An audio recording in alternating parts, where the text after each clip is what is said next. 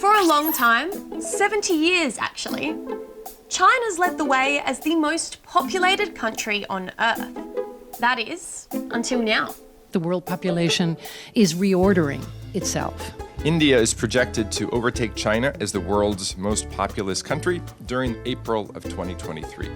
Yep, we're now in May. And yep, India now holds the top spot. But how many people are we talking? By the middle of the year, India's projected to have about 1,428,627,385 people.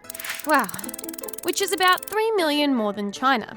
Oh, and there's the US, in a very, very distant third. Bigger populations means more demands for resources like food and water, and it can put stress on things like public transport, housing, and employment. But there are some big benefits.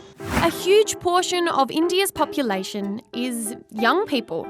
In fact, if we take all the people younger than 25 from around the world, 1/5 of them live in India. I'd say the percentage of youth that is present in our population, that is one of our biggest strengths, Since we have a lot of consumers, a lot of talent, if we were to use that smartly, we could actually occupy a much better place in the world than we currently do. India is having the greatest youth population. We are going to help the entire world to grow. All these young people mean India could become one of the most powerful economies in the world, if they can find jobs for everyone. Right now, only 40% of people who are at an age where they can work actually have jobs. And employment is particularly low for women, with only 1/4 of them working.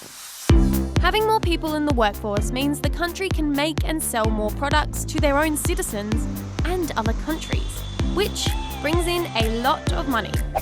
And that's exactly what China did to become the world's manufacturing powerhouse.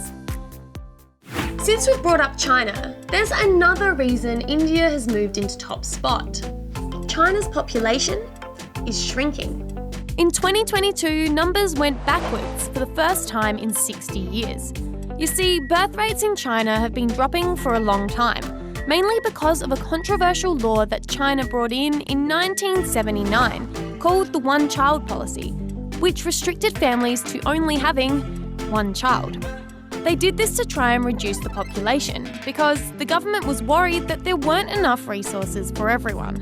But now, many years later, it's created another problem: an ageing population. This means people have been living longer because of modern medicine and healthcare, and at the same time, the amount of kids being born has been dropping. As a result, there aren't enough young people to look after old people, or even replace them to help grow the economy in the future. A lot of countries around the world are experiencing the same problem, even Australia. And it will be something India will also have to face when all their current young people get older. So as some countries grow and others move in the opposite direction, all 8 billion of us have some complicated issues coming our way.